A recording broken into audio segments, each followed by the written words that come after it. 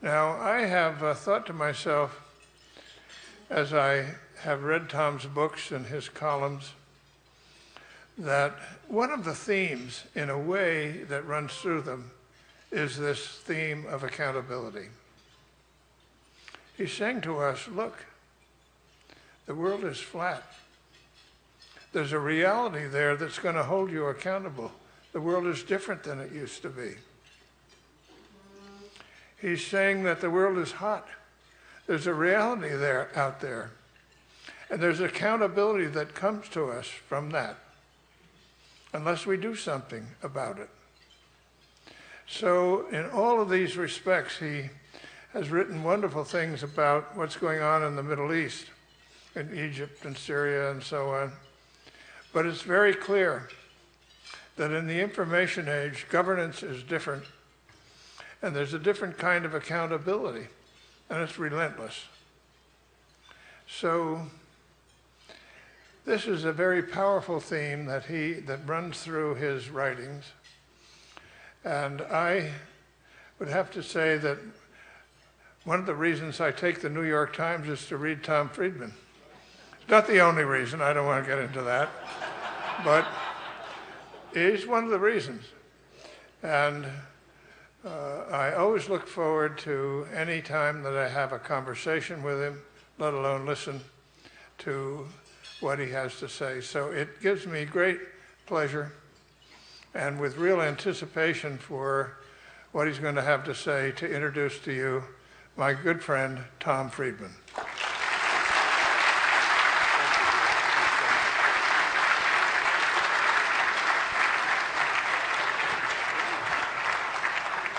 Well, George, thank you very much.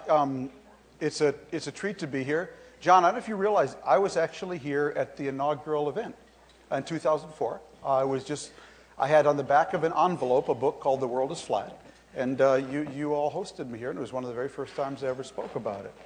It's great to be here. As George said, this was all done very much on the fly. 24 hours ago, I didn't know I was going to be here. And so we didn't actually work out the speaking fee. And just before I start, I thought I would just raise that. And because I actually have 3 speaking fees. One very, very high for strangers and people I don't know. Yeah, very, very high. And second is for my own charities. That's free. And my third is the George Shultz speaking fee. That's where I pay to come to speak, okay?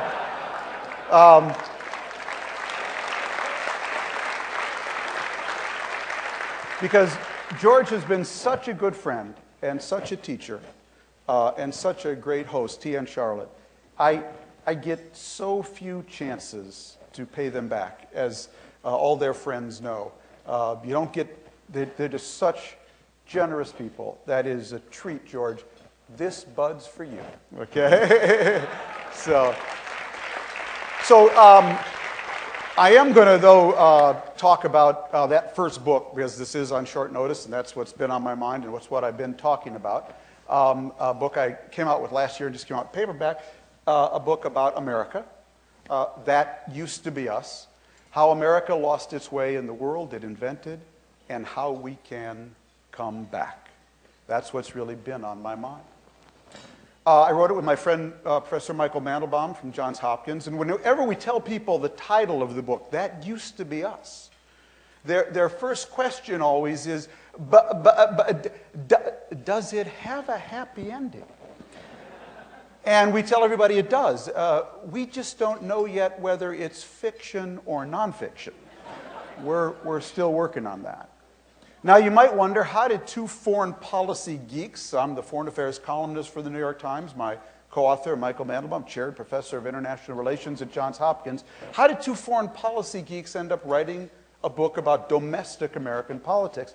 The answer is very simple. We're neighbors. We've been friends for over 20 years. We talk many, many mornings, much to our spouse's chagrin, start the day.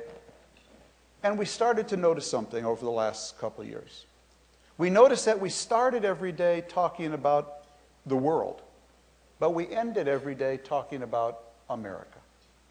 And it became increasingly obvious to us that America, its fate, future, vigor, and vitality, was actually the biggest foreign policy issue in the world. Because Michael and I are kind of old-time American nationalists. We know America makes a lot of mistakes in the world. But we also believe that, on balance, America is a huge and vital provider of global public goods. Global public goods, whether it's promoting the IMF or the World Bank or protecting the sea lanes in the Pacific for world trade. And we are convinced that if we go weak as a country, your kids won't just grow up in a different America. They will grow up in a fundamentally different world. A world ordered by China or Russia, or more likely by nobody at all.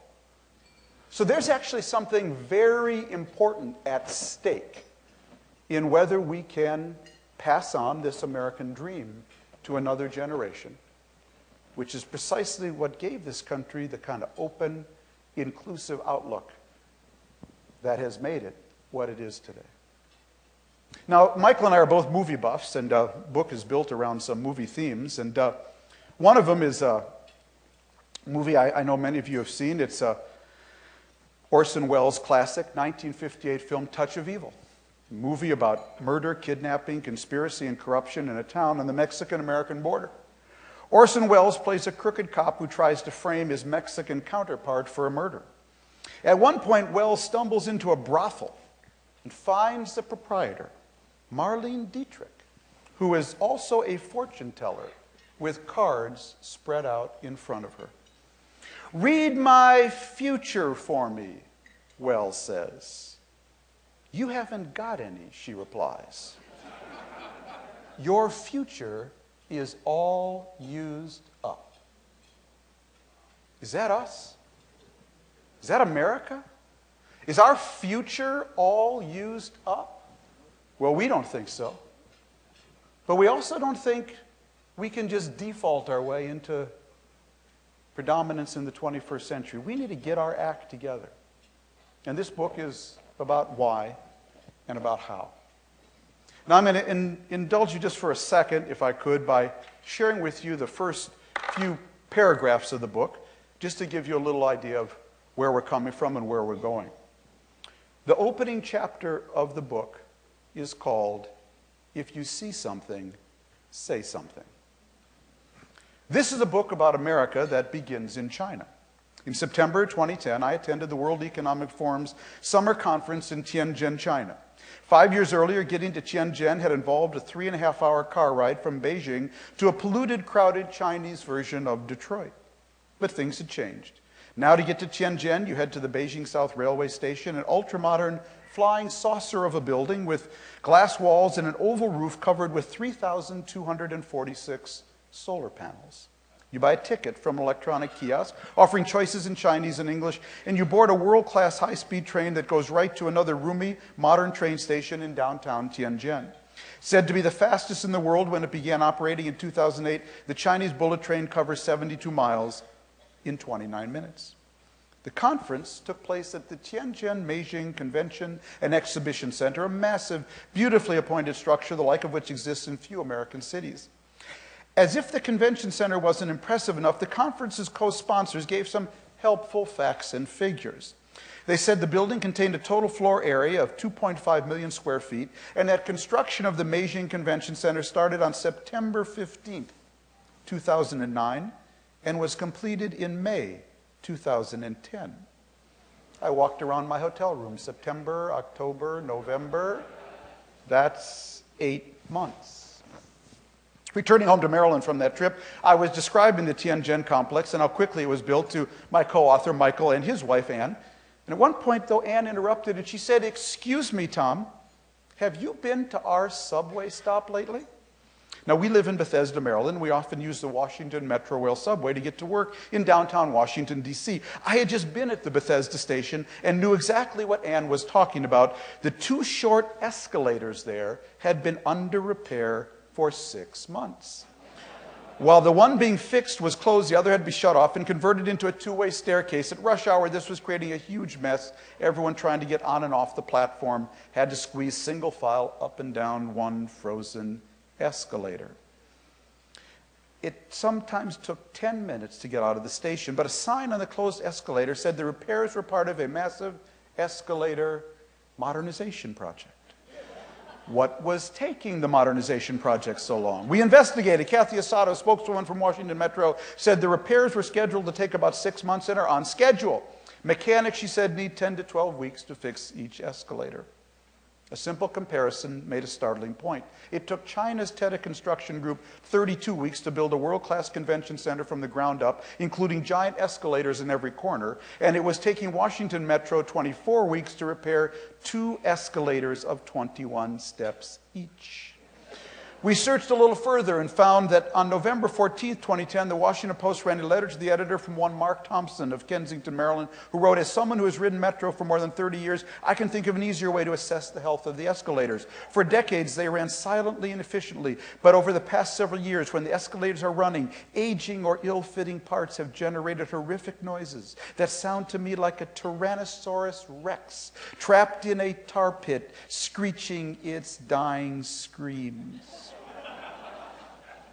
Quote we found most disturbing, though, came from Maryland Community News. It was a story about the long lines at rush hour, quoted a regular writer, Benjamin Ross of Bethesda, who said, my impression, standing on line there, is that people have sort of gotten used to it. People have sort of gotten used to it. Indeed, that sense of resignation, that sense that, well, it's just how things are in America today, that sense that America's best days are behind it and China's best days are ahead of it, have become the subject of water cooler, dinner party, grocery line, and classroom conversations all across our country today.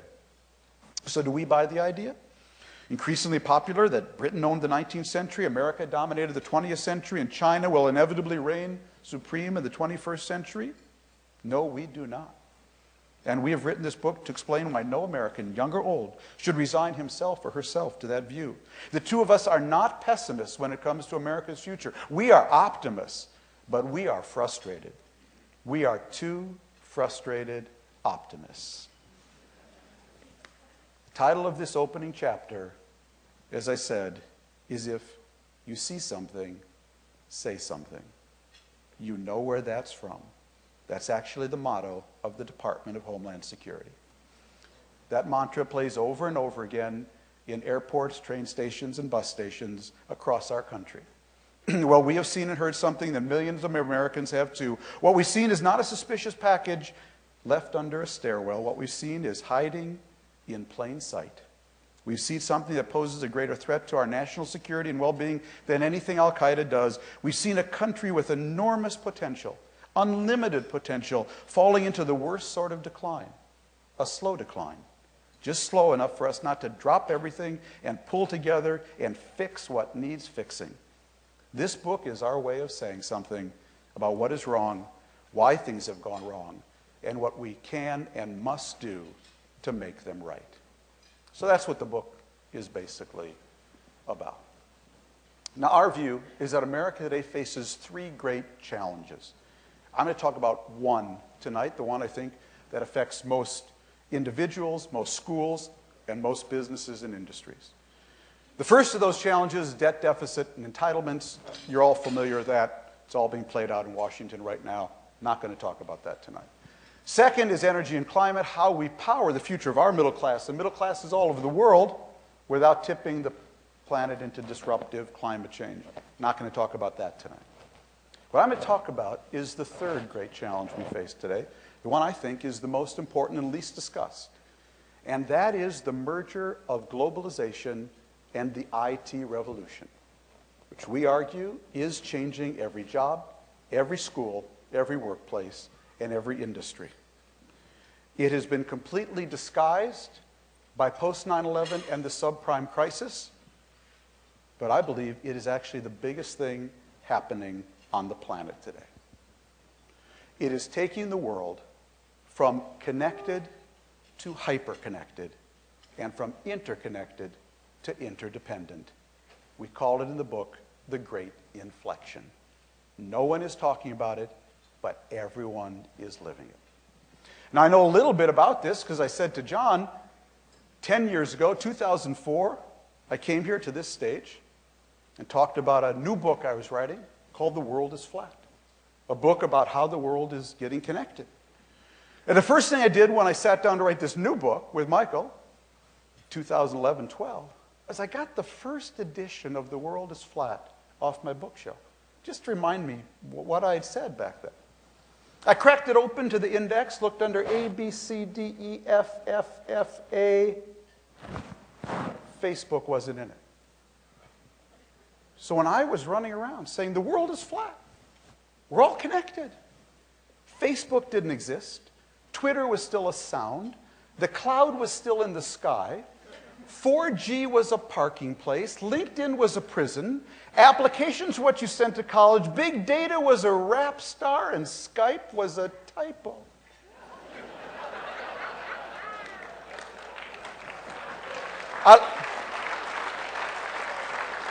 I love doing that. Can I do that again? Okay.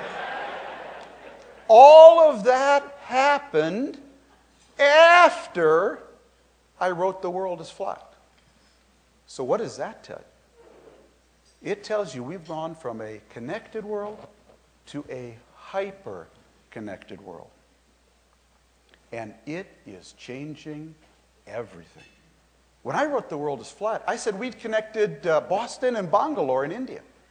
We've now connected Boston, Bangalore, and Surrisi. You say, where's Surrisi? Surrisi is a town 90 miles to the interior from Bangalore with 90,000 people, which, thanks to these web-enabled cell phones, are now on the grid with your kids in mind. When I wrote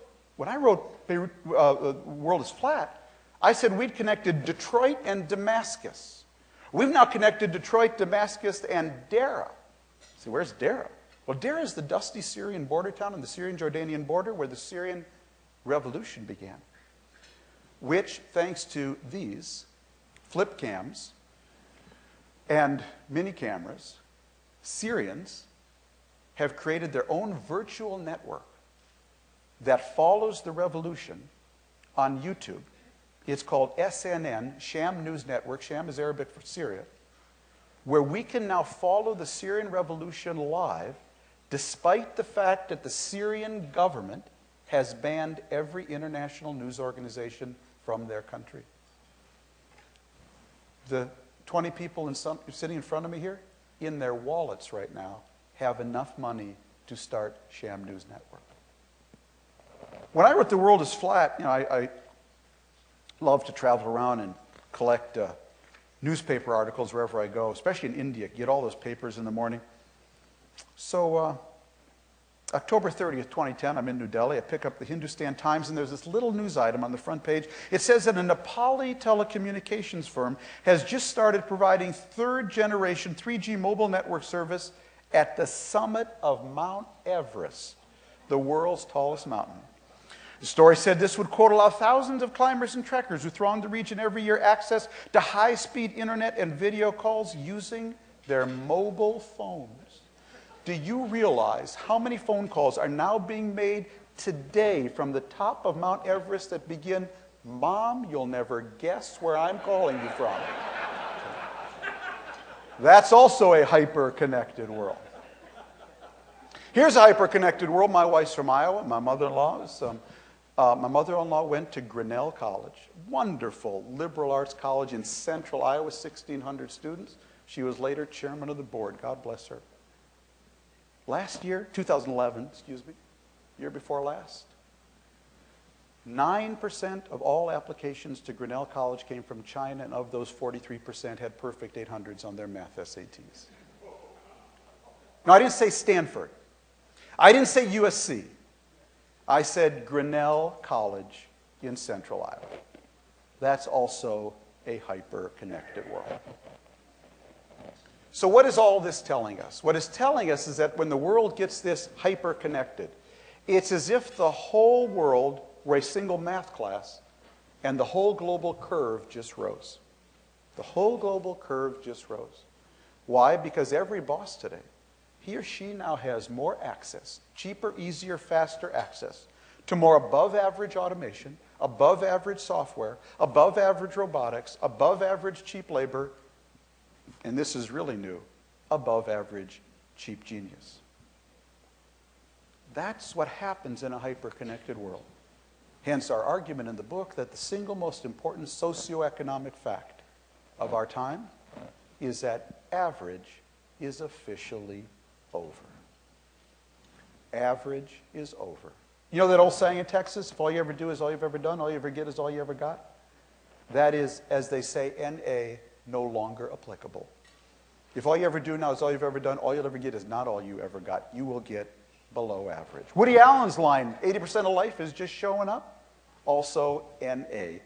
You just show up now, you will not get average anymore.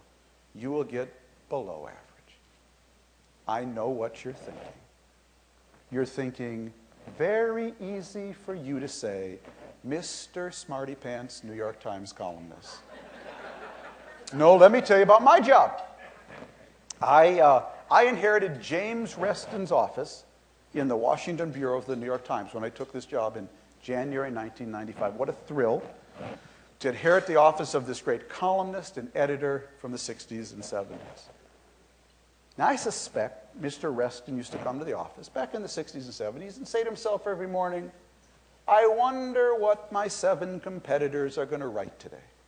And he personally knew all 7. Walter Lippmann, Mary McGrory, Stuart Alsop, Joseph Kraft, Tony Lewis. I know them. I do the same thing.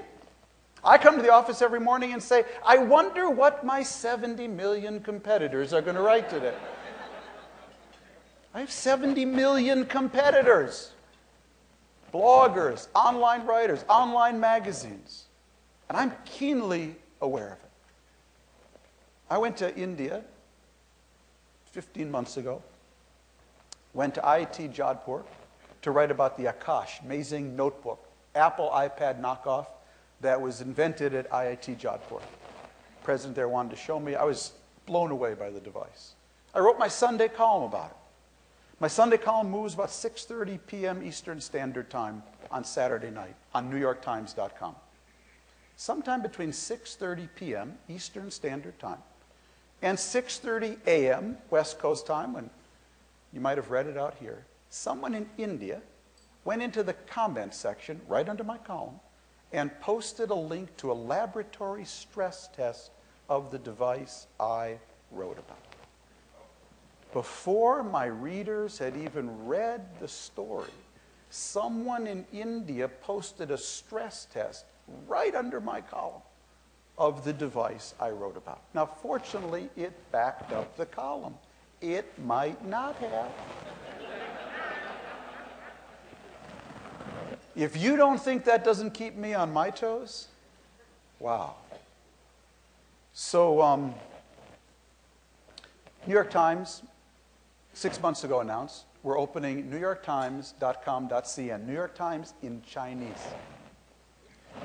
We're translating most of the paper, and they're translating 2 columnists, Paul Krugman and myself. I was actually supposed to go over there to open it up a couple months ago, but we unfortunately reported that Wen Jiaobao's mother was worth $2 billion, and it hadn't, the Chinese didn't take to that, and they turned it off. But they'll turn it on again. Now, for 20 years, I've been going to China. And whenever I went to China, I really had one goal. One goal. Tell my mother, my late mother, and my mother-in-law in Chicago, something they didn't know about China. Now, neither my mother or mother-in-law had been to China at that point, so that was actually pretty easy. To be honest, I could write an average column, and that would be just fine for my mother and my mother-in-law. When my column every week is in Chinese, you know what my goal is? Now my goal is to tell people in Chengdu something they don't know about China. That's a wholly different goal. When I go to China now, I am keenly aware my column will be read in Chinese on a New York Times platform, and I better tell Chinese something they don't know about my column, about their country. That is a wholly different level of aspiration. So average is over for me, just like everybody else. So what does this mean, basically? Well, this is, I think, transforming the labor market. Historically, the labor market was divided into 3 tiers. Top tier was called non-routine work. Non-routine work was work that required critical thinking and problem solving. Non-routine workers are professors and engineers and scientists and doctors and accountants and lawyers, artists, athletes. We all want our kids to be doing non-routine work, work that cannot be described by an algorithm and therefore easily outsourced, automated, or digitized. That's the top. Middle tier is routine work. Routine work, as you'll know, has been crushed. Because routine work, whether it's routine repetitive work in a factory or in the back room of a bank or insurance company, increasingly can be described by an algorithm and therefore easily outsourced, automated, or digitized. Third tier is non-routine local work. This is work that has to be done face-to-face in a specific location. That's your butcher, your baker, your candlestick maker, your massage therapist, your dental hygienist, and your divorce lawyer. Work that has to be done face-to-face in a specific location. But the wages of non-routine local workers will depend on the critical mass of non-routine high-end workers you have. It is much better to be a massage therapist in Cupertino, California, outside of Apple headquarters, than it is to be in the middle of Indiana. Okay? So that was historically the way the labor market has been segmented. What's going on, we argue in our book, is that under the pressure of hyperconnectivity, it's not enough anymore to say, I'm non-routine. Hey, I'm a computer science professor. I'm non-routine. Oh, not in a world of MOOCs. You now better be a pretty dynamic computer science professor. Otherwise, we're going to put you up against Daphne Koller or Sebastian Thurn on Udacity or Coursera. I'm a radiologist. I'm non-routine. Wait a minute, I can read your x-rays in Bangalore. You better be bringing something extra. I'm a columnist at the New York Times. I'm non-routine. Not in a world with 10,000 columnists every day. It's not enough anymore to just say, I'm non-routine. You got to bring something extra. You have to be creative non-routine now. It's not enough to say, I'm a professor. You got to be a creative professor with your pedagogy. Not enough to say, I'm a radiologist. You got to be a creative radiologist. Not enough to say, I'm a lawyer. I'm non-routine. You got to be a creative lawyer. Certainly can't just say, I'm an accountant. I'm non-routine. You got to be a creative accountant. Well, not a creative accountant, but you know, got enough of those. But you know what I mean. It's everybody has to find their extra, their unique value contribution that justifies why they should be hired and why they should be promoted. I ran into a banker working on this book down in Dallas. He said something that really stuck in my mind. He said, Tom, today you only hire someone if you absolutely have to. And I don't think that's just a product of the recession. It's a product of the world we're in, where everyone is going to be required to bring something extra because the world doesn't care what you know anymore. The Google machine knows everything. The world only cares what you can do with what you know. What can you do with what you know? It's why I tell my daughters, and they're fed up with it, and one of them's here tonight. Girls, when I grew up, I had it easy. When I graduated from college, I got to find a job. You will have to invent a job. That's the biggest difference between us and our kids. We got to find jobs. They will have to invent jobs. May get lucky and get their first job. But to stay in that job and advance in that job, they'll have to invent, reinvent, and re-engineer that job. It doesn't matter whether you're working in the service sector or in manufacturing. You know the story of the modern American factory today? Just 2 employees, a man and a dog. The man is there to feed the dog, and the dog is there to keep the man away from the machines. Okay? Everybody has got to find their extra, their unique value contribution And that is not going away. Now, I'm just a reporter, not an economist, never studied economics. So everything I'm telling you tonight, I learned the old-fashioned way by simply going around talking to employers and asking them the very simple question, what are you looking for today in an employee? That's how all this started. So we have a chapter in the book called Help Wanted. And it's profiling 4 generic employers. I mean, they're all real, but 4 different categories. And what's so interesting is that they're all looking for the same employee. One was high-end white-collar firm, the head of a national law firm in Washington, D.C. One low-end white-collar, the head of the outsourcing firm in India where I wrote The World is Flat. Big blue-collar firm, Ellen Kullman, the head of DuPont. And then the head of the world's biggest green-collar firm, General Martin Dempsey, the head of the U.S. Army. And what's so interesting, when you talk to them, they tell you they're all looking for the same employee. What are they looking for? They're looking for employees who can do critical thinking and reasoning, ... in order to get an interview. Yeah, critical reasoning and problem solving, that's just table stakes now. We assume you can do that.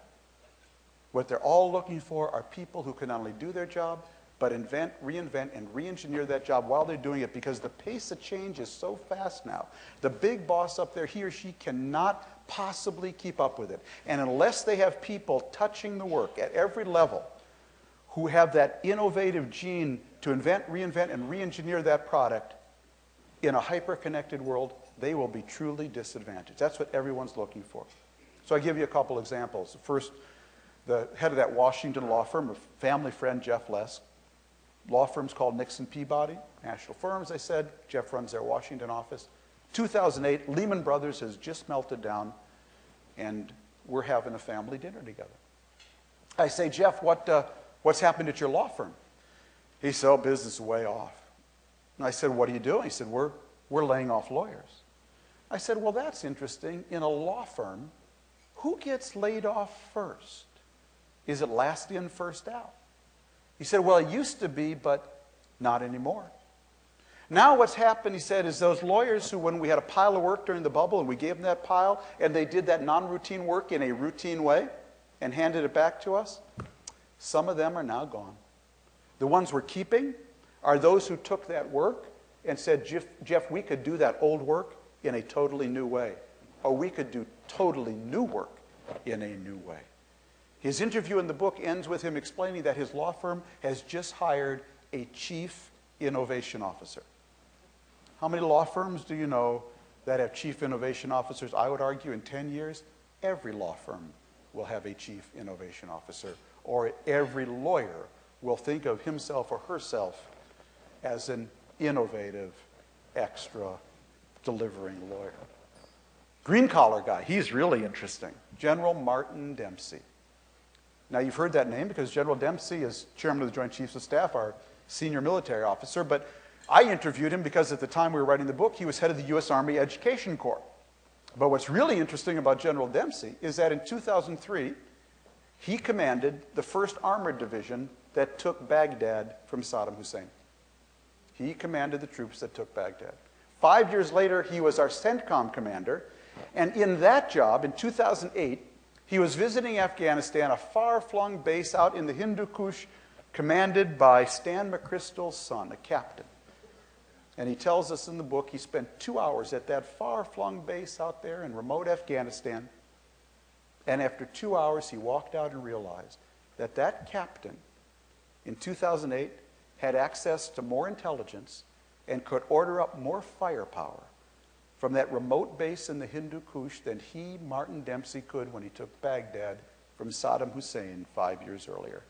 That's how much it changed.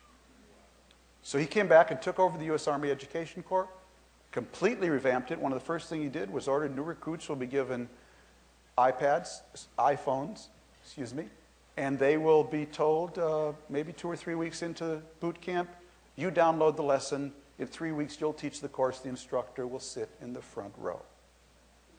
How we train that captain, how we choose that captain, how we promote that, Captain, has to fundamentally change when the world gets this empowered. So what does that mean for education? What it means is it means many things, but I'd say three things it means right off the top. We have multiple educational challenges in this country. We've got to bring our bottom to our average now so much faster. Because if you drop out of high school now, there is nothing for you down there. There is nothing for you that will sustain a decent middle-class lifestyle. We live in Bethesda, Maryland, 45 minutes from Baltimore. 50 years ago, the biggest employer in Baltimore was Bethlehem Steel Company. You could drop out of high school, join the steel union, get an average job at Bethlehem Steel, earn an average wage, which entitled you to buy an average house with an average mortgage, with an average yard, with 2.0 average kids. You could work an average 30 years, go to an average number of Baltimore Oriole baseball games, have a wonderfully average retirement, and a perfectly average funeral. It was a good life as a high school dropout. Biggest employer in Baltimore today? Bethlehem Steel is long gone. Long gone. Biggest employer in Baltimore today is Johns Hopkins University Medical Center. They do not let you cut the grass at Johns Hopkins without a BA. Okay. Metaphorically speaking. There is nothing down there. So we have to bring our bottom to our average so much faster. Because every job today is either going out, that is more people in the world can compete for it, or up, it requires more skill to do, or down, it's being outsourced to the past. All three of those things are happening faster than ever. Most jobs are not outsourced to India or Mexico. They are outsourced to the past. This is David Rothkopf's point, a very good one. We got rid of the receptionist in the New York Times Bureau a few years ago in Washington. She was not replaced by someone from Mexico or India. She was replaced by a microchip. Most jobs today are either going down faster, out faster, or up faster. And they all, the ones going up, require more education. So to bring our bottom to our average, that's a lot of that work is about more of the 3 R's: reading, writing, arithmetic. But we got a second challenge. We need to bring our average to the global heights so much faster, because that's where all the good jobs are. And that's about what Tony Wagner at Harvard calls the 3 C's: creativity, communication, and collaboration. All the things that go to nurture your extra. Because what we're trying to produce today, as Tony says, is not to have every student college ready. It's to have every student innovation ready. Innovation ready to some degree or another. That's the educational challenge we have. So just to conclude, let me try to preempt the first question. As I said, my daughter's here today. And the question I always get is, what do you tell your own kids? What do you tell your own kids? So I have 5 pieces of advice. They're in the book. Basically of how to lean into this world, to use Sheryl Sandberg's term. First is to think like an immigrant. Second is always think like an artisan. Third is think like a starter-upper here in Silicon Valley. Fourth is always remember that PQ plus CQ is greater than IQ. And lastly, think like a waitress at Perkins Pancake House in Minneapolis, my favorite restaurant.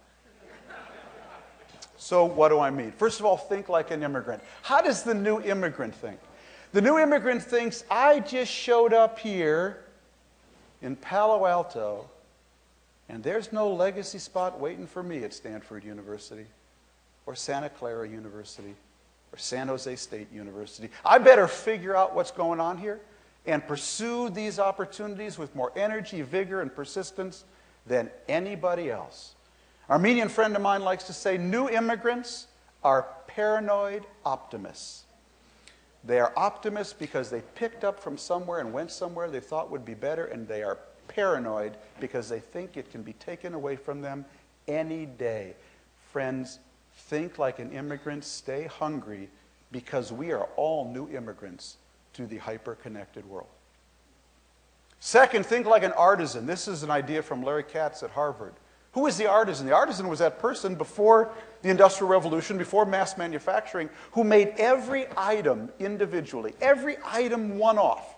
Every pair of shoes, every utensil, every plate, every piece of furniture, every saddle, and every dress, the artisan, every candelabra made individually. And what did the best artisans do? They brought so much extra to what they did, they carved their initials into it. They carved their initials into it. Do your job every day as if you brought so much extra to it, you wanted to carve your initials into it. Third, think like a starter-upper in Silicon Valley. This is an idea from Reid Hoffman. I got it LinkedIn. Reid always likes to say, here in Silicon Valley, there's only one four-letter word. Starts with F. Actually, it isn't even 4 letters. And that word is finished. If you ever think you're finished, you are really finished, especially in a hyper-connected world. Reid's motto is, always be in beta. Always be in beta. Always think of yourself as in the beta stage of a development of a software, a piece of technology. About 80, 85% finished. You throw it over the wall to the customers and community. They find the errors and the holes. They throw it back. You throw it over the wall again. Always be in beta. Always think of yourself as a work in progress, engineering, re-engineering, relearning, and redefining yourself. Always be in beta in a hyper-connected world. Fourthly, I'm a big believer in this. PQ plus CQ, always greater than IQ in a hyper-connected world. You give me a kid with a high persistence and passion quotient and a high curiosity quotient, and I'll take them over the kid with the high intelligence quotient any day of the week. This is a world that not only demands more individual initiative, but it rewards individual initiative because so many of the tools are out there, available now to anyone, whether it's renting time on a cloud or open source software or the Google machine.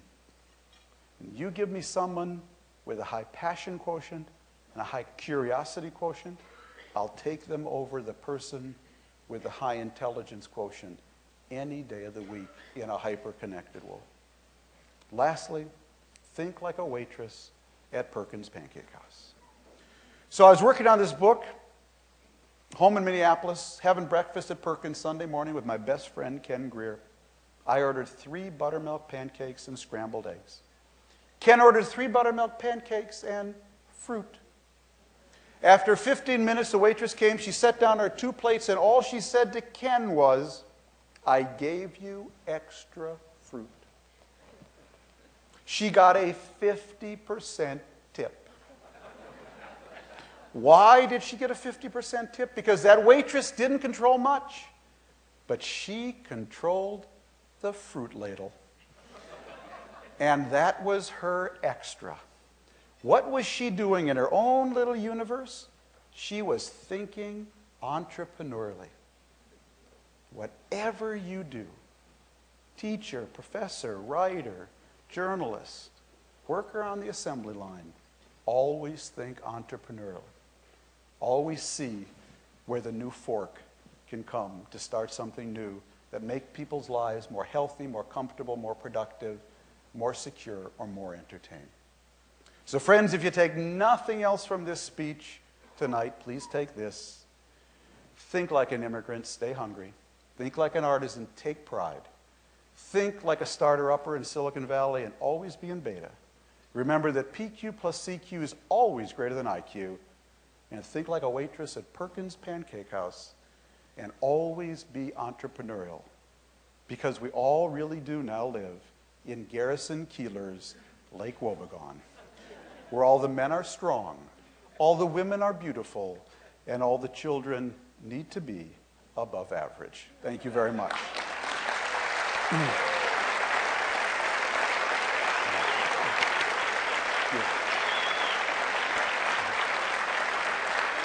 Sure, yeah, sure.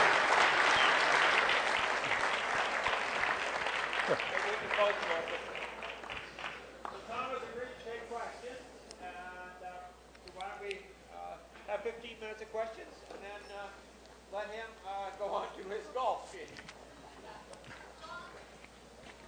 Okay, so it's a little bit... I'll let you point people out, John. Yeah. I'll repeat the questions. Oh, go ahead. Okay, great. Well, first of all, thank you. It was a great lecture, and thanks for taking time from your golf game to be here. I also want to commend you for an article that I remember you wrote in the New York Times in June of 2001, in which you basically presaged what was going to happen on September 11th. Thank you. You know it. As far as I know, you didn't have any access to secret intelligence, but that was a great, that was great. I want to thank you for that. Thanks so much. My question for you is, when you talk about these high jobs, high wage jobs, do you think, given the whole world, that there are enough places to invent jobs, quote unquote, for everyone? Well, it's a very good question. I'm actually a believer that there is. I have a feeling, you know, sometime before the Industrial Revolution, when 95% of us worked on farms, and a few factories and assembly lines started opening up, people said, how will there ever be enough factories for all these people working on the farm? So you can never really see it coming. So I spoke 2 months ago at the Convention of Convention Makers. Who knew that the convention people had a convention, okay? And I was their speaker. And I did a book signing afterwards, and I interview people everywhere I go. And that's what I do. So my girls know that. Said, Dad, not now, okay? But I interview people everywhere I go. So I'm doing the book signing, and I would say, where are you from? What do you do? And a woman came up through the line, and she said, I build conventions for veterinarians. I thought, who knew that there was a career doing conventions for veterinarians? Another woman came through. It's very interesting saying this here. She said, I represent San Jose in Washington, D.C. Who knew that there was a job representing San Jose in Washington, D.C.? I got into this a little in The World is Flat because same question came up, and I always said, you know, imagine your kid goes to Stanford and comes home after first semester and says, Mom, Dad, I've decided on a career. Oh, what do you want to be, honey? I want to be a search engine optimizer. Search engine, I sent you to state, you can't be an ophthalmologist, a lawyer. What the hell is a search engine optimizer? Okay. Well, of course, when Google invented search and it became a source of commercial of commerce, basically, if you and I were each in the tennis shoe business, the value to me to have my tennis shoe company come up first on Google over yours is, and on the first page, if we put in tennis shoe, is exponential. This has spun off a multi-billion-dollar industry called search engine optimizing, which is a mashup of math and Madison Avenue, because it's both algorithm and marketing together. Who knew? Okay. So I don't worry. And by the way, when we're all doing that, somebody's got to be a plumber. Somebody's got to be a carpenter. And the wages of those jobs, I'm convinced, will also come up as there are fewer people, you know, who can do those. But what they all have in common is that they require more skill. And that's the thing I think we have to be very cognizant of. Every one of them requires more education. But I think there are infinite number of jobs. You can't imagine them now. 20 years ago, if I said, I've got a job for you, you're going to represent... I was actually talking to your governor, Jerry Brown, about this a couple weeks ago at the governor's convention. And he said, I remember driving down, you know, the freeway outside San Francisco in 1960, and a truck went by and it said, dog babysitting. Who knew there was a career in dog babysitting? Okay, so you never know where it's going to come. I know we have an enthusiastic questioner over here. Well, Mr. Friedman, thank you very much for, at least in my case, and I think for many Americans, teaching us how to think about the Middle East. Thank you. I don't know how I'd think about it without you. I have a question. So much of what you're talking about in That Used to Be Us has to do with our educational system, which is, in my opinion, fairly defunct, in desperate need of reform. Could you share your thoughts about that with us? Well, you know, it's a very important question. I think what's exciting now is that my daughter's in the field of education. My wife was a teacher and an educator, chairs a charter boarding school in Washington, D.C., so we think about this a lot. And I'm very excited about the broad push toward education reform in this country. A lot of people are really working on the problem. But we know that there are a lot of obstacles as well. And you'd have to talk to my daughter and wife to tell you about sort of where the cutting edge is. But we have a section about that in the book because on this question, I can't tell you where the cutting edges of technology and pedagogy and whatnot. But what we argue in the book is that there's actually a lot of meat and potatoes in this that sometimes gets lost. Because I'm a really big believer it takes a village. And that we cannot dump all of this on teachers, that we cannot outsource our educational challenge to teachers the way we outsourced the war in Iraq to 0.5% of the population. That to me, this is a collective action problem. And so what we go through in the book is basically that, which is to say, first of all, we need better parents. Okay, we need parents who ask their kids every day when they come home from school, what have you done? What did you learn? Have you done your homework? We need parents who are involved in their kids' education from pre-K right up to 12. We need better political leaders. We need leaders who want to constantly raise educational standards, not dumb them down, so they can point to some statistic that their state, achieved that in nowhere is an international standard. We need better business leaders who are ready to invest in the education of their communities and not just say, can't get it here, going to outsource it to India or China. We need better neighbors. We need neighbors who care about the quality of the public school in their neighborhood, whether they've got kids in them or not. Because if you're not investing in that school, you'll be investing in the prison. The statistics on that are very clear. Lastly, we need better students. We need students who come to school ready to learn, not to text.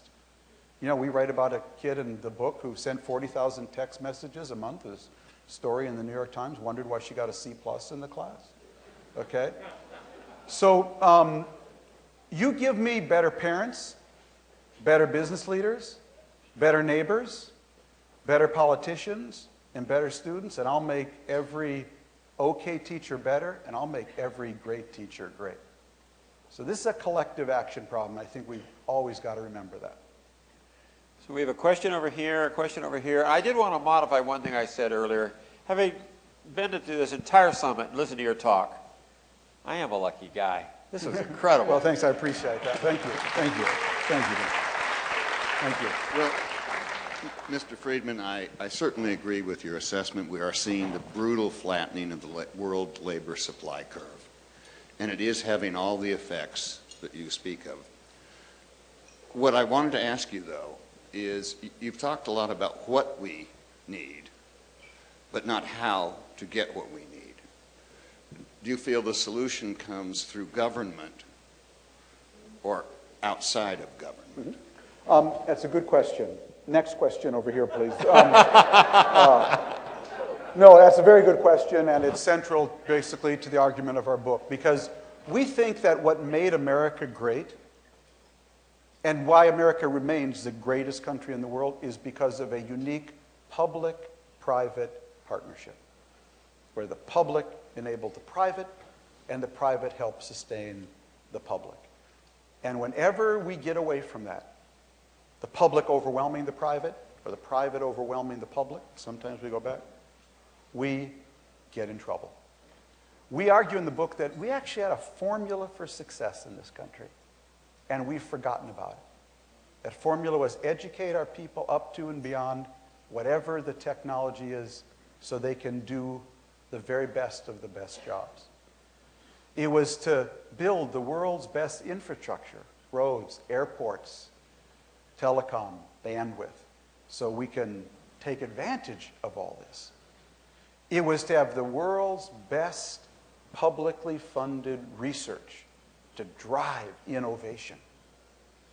And it was to have the world's best rules to enable and nurture risk-taking and not recklessness. We actually have a formula for success in this country.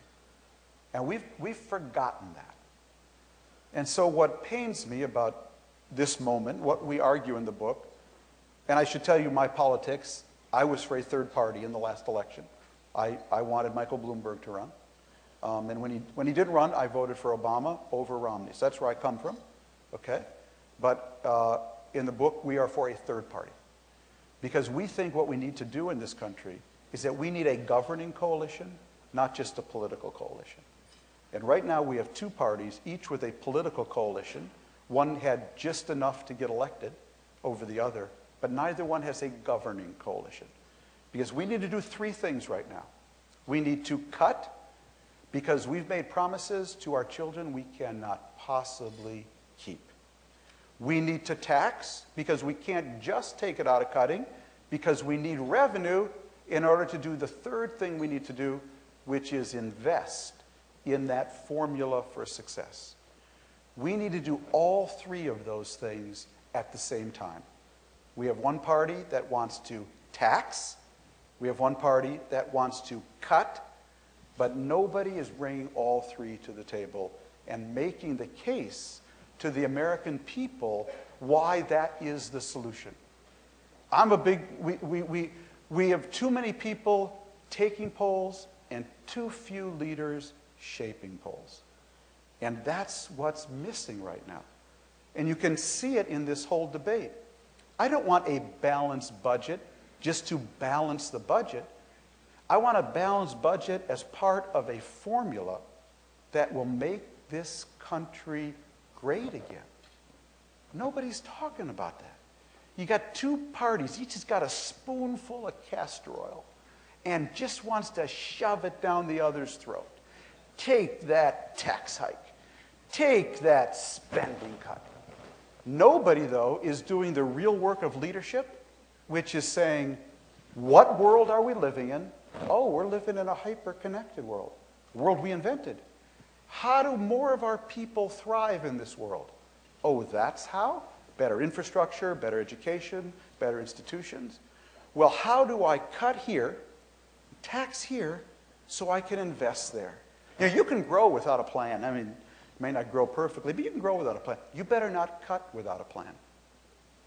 You cut without a plan, you're going to hit an artery or hit a bone. Now, I can cut off both thumbs if I want to lose weight. I can lose weight real quick if I cut off both thumbs, but I might have a little trouble getting my next computing job, okay? This sequester, it's like cutting off both thumbs to lose weight. So to me, I have a friend, she said this to me a couple of years ago. She's actually from Zimbabwe, but she's American now. And she said, you Americans, she said, you kick around this country like it's a football. It's not a football. It's a Fabergé egg. You can drop it. You can break it. So we did this before. We weren't the greatest country in the world by accident. It's because we had this great public-private partnership. But we've gotten away from it. And that's why we conclude the book by saying, the country we need to visit again is our own. The history books we need to read are our own. That used to be us. And it can be again. But it's going to take some real leadership. And we don't have that today. Not in either party, in my view. And we got a lot of poll takers, not poll shapers. And as long as that's the case, we're just going to bump along here. It's sad because you can actually feel the country wants to take off. I haven't told you about my favorite chapter in the book. My favorite chapter is called They Just Didn't Get the Word. Because after I give this talk, people usually say, Mr. Friedman, now we've heard your talk. We get your frustration. But where from comes the optimism? To which I usually say, drugs. I use a lot of drugs, okay? It's a joke, don't tweet that, okay? My optimism comes from I get to travel all over this country, talking about different subjects. It's a great thing. And thank God, If you want to be an optimist about America, stand on your head. Because the country looks so much better from the bottom up than from the top down. Okay? Because the country is actually full of people who just didn't get the word. They didn't get the word that China's going to eat our breakfast. They didn't get the word that Germany's going to eat our lunch. And they just go out and invent stuff and start stuff and fix stuff, and it all just explodes. And if we just enabled them, and had the government just enable them, you know, at the speed, scope, and scale they need, just halfway, we would separate ourselves from the world right now. So I say, if I were to draw a picture of America, it'd be the space shuttle taking off. You've seen the space shuttle take off. All this incredible thrust coming from below, that's all those innovators out there, and they're everywhere now. But in our case, the booster rocket, Washington, D.C., is cracked and leaking energy. And the pilots in the cockpit are fighting over the flight plan. So the country's got all this thrust coming from below, but we can't achieve escape velocity because the booster rocket's busted and the pilots are fighting over the flight plan. Just repair the booster rocket. Just get the knuckleheads in the cockpit to just agree on the league minimum for being a politician, and you will see us separate ourselves from the world. Thank you. One more? Yeah. Over here. Tom, first of all, I'm a big fan of your work. And one thing what I noticed when I read all of your books was you always talk about America's weaknesses so that America can become better. On the other hand, you also talk about the strength of China, India, the other countries. And you never talk about, maybe selfishly, to make America better, never talk about the other countries' weaknesses. For an example, India has tremendous amount of corruption. You never talk about it in your books. And I commend you because you are a great American in that sense. But I think with all considering everything, where do you see yourself, or we as an American, that America stands compared to the other countries 20 years from today? It's a very good question. And, you know, to understand me, you have to understand that I am from Minnesota, okay? And I grew up in Minnesota in a small hamlet, basically outside of Minneapolis, St. Louis Park, during just an amazing time. Born in 1953. So I grew up in Minnesota in the 60s and 70s. In 1971, I graduated from high school. That year, Minnesota's governor was on the cover of Time magazine, holding up a walleye, Governor Anderson, and the headline in Time magazine was Minnesota, the state that works. My politicians growing up, my two congressmen, I grew up in a totally blue Democratic district, and both my congressmen growing up were liberal Republicans, Clark McGregor and Bill Frenzel. My senators were Hubert Humphrey, Walter Mondale, Eugene McCarthy. The companies in Minneapolis I grew up with were called Dayton Hudson, Control Data, 3M, Honeywell. They thought it was their job. They thought it was part of their job to build the Tyrone Guthrie Theater. So I grew up in a place that worked with a real community, and basically, I'm always looking for Minnesota. Wherever I go, Beirut, Jerusalem, India, I'm always trying to recreate that America, because I lived it, I believe it. I know it was unique. And it was not diverse. It was, you know, it was a very unique place at a certain time, but it worked. I saw politics at work. So when I went to the Middle East, people say, what did you see in Beirut? What I saw was a community break apart. Different people saw different. I saw a community break apart. We insisted on sending our kids to public school because when I was in Beirut, everyone sent their kids to confessional schools. So all those things had a huge impact on me. and really color my politics. Why I'm not an ideological person. I'm a centrist. I'm bashed by the left and the right constantly, because I actually believe that the only solution is actually in the center.